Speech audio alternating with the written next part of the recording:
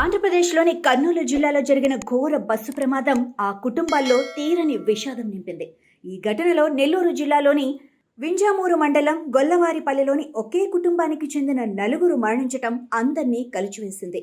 గొల్ల రమేష్ సహా నలుగురు కుటుంబ సభ్యులు మృతి చెందినట్లుగా బంధువులు వివరించారు. ఈ ప్రమాద ఘటనలో గొల్ల రమేష్, అనూష, మన్విత, మనీష్ మృతి చెందినట్లుగా తెలిపారు. సమాచారం అందుకున్న బంధువులు హుటాహుటిన ఘటనా స్థలికి చేరుకున్నారు.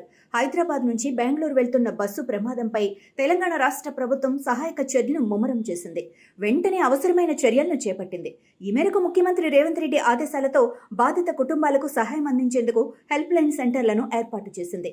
గద్వాల్ కలెక్టరేట్లో కంట్రోల్ రూమ్ను ఏర్పాటు చేశారు. బస్సు ప్రమాద ఘటనలో 11 మంది మృతదేహాలను వెలికి తీసినట్లు కలెక్టర్ సిరి వెల్లడించారు. ద్విచక్ర వాహనం పూర్తిగా బస్సు కిందకి వెళ్లిపోయిందని ఆమె వివరించారు.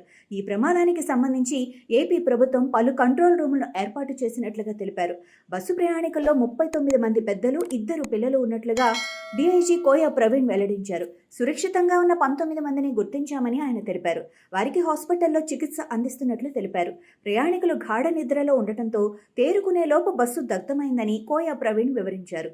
ప్రధాన డ్రైవర్ కనిపించట్లేదని, మరో డ్రైవర్ను అదుపులోకి తీసుకున్నట్లుగా ఆయన చెప్పారు. బస్సు డీజిల్ ట్యాంకర్ దెబ్బతినలేదని వివరించారు. బైక్ ఢీకొని మంటలు చెలరేగటం వల్లే ప్రమాదం జరిగినట్లుగా ఆయన పేర్కొన్నారు. కర్నూలులో జరిగిన ఘోర బస్సు ప్రమాదం ప్రతి ఒక్కరిని తీవ్రంగా కలిచివేసింది. హైదరాబాద్ నగరం నుంచి పలువురు ప్రయాణికులు బెంగళూరు వెళ్లారు. సూరారంలో 2, జేఎన్టీయూ వద్ద 3 ప్రయాణికులు బస్సు ఎక్కారు. సూరారం వద్ద ఎక్కిన గుణసాయి అనే వ్యక్తి కిటికీలోంచి దూకి సురక్షితంగా బయటపడగా, మరో వ్యక్తి Prashanth cell phone switch off వస్తోంది. జేఎన్టీయూ వద్ద ఎక్కిన 3లో ఒకరు ప్రమాదం నుంచి సురక్షితంగా బయటపడగా, మరో 2 ఫోన్లు స్విచ్ ఆఫ్ వస్తున్నాయి. ఈ ప్రమాదానికి గురైన బస్సుపై తెలంగాణ రాష్ట్రంలో 16 చలాన్లు ఉన్నట్లుగా తెలిసింది. 23,120 ఫైన్లు పెండింగ్లో ఉన్నాయి. 2024 జనవరి 27వ తేదీ నుంచి 2025 అక్టోబర్ 9 వరకు ఈ బస్సు 16 సార్లు ట్రాఫిక్ రూల్స్ను ఉల్లంఘించినట్లుగా తెలిసింది. ఈ బస్సు 9 సార్లు నో ఎంట్రీ జోన్లోకి ప్రవేశించడంతో ఫైన్లు పడ్డాయి. హై స్పీడ్, డేంజరస్ డ్రైవింగ్ ఉల్లంఘనలపైన చలాన్లు పడినట్లుగా సమాచారం. ప్రమాదానికి గురైన బస్సు DD01N9490 నెంబర్తో రిజిస్టర్ అయినట్లుగా ఆంధ్రప్రదేశ్ రవాణా శాఖ తెలిపింది. ఈ బస్సు ఫిట్గానే ఉందని, బైక్ను బలంగా ఢీకొట్టడం వల్లే బస్సులో మంటలు వచ్చాయని వెల్లడించింది. కావేరీ ట్రావెల్స్ పేరిట రిజిస్ట్రేషన్ చేసి బస్సు నడుపుతున్నారని రవాణా శాఖ తెలిపింది. 2018 మే 2వ తేదీన బస్సును రామండేయులో రిజిస్ట్రేషన్ చేశారు. ఈ బస్సుకు 2030 ఏప్రిల్ 30వ తేదీ వరకు టూరిస్ట్ పర్మిట్ జారీ అయింది.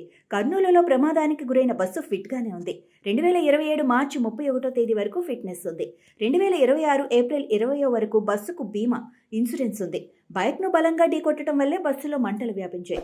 అన్ని కోణాల్లో సమగ్ర దర్యాప్తు చేస్తున్నాం.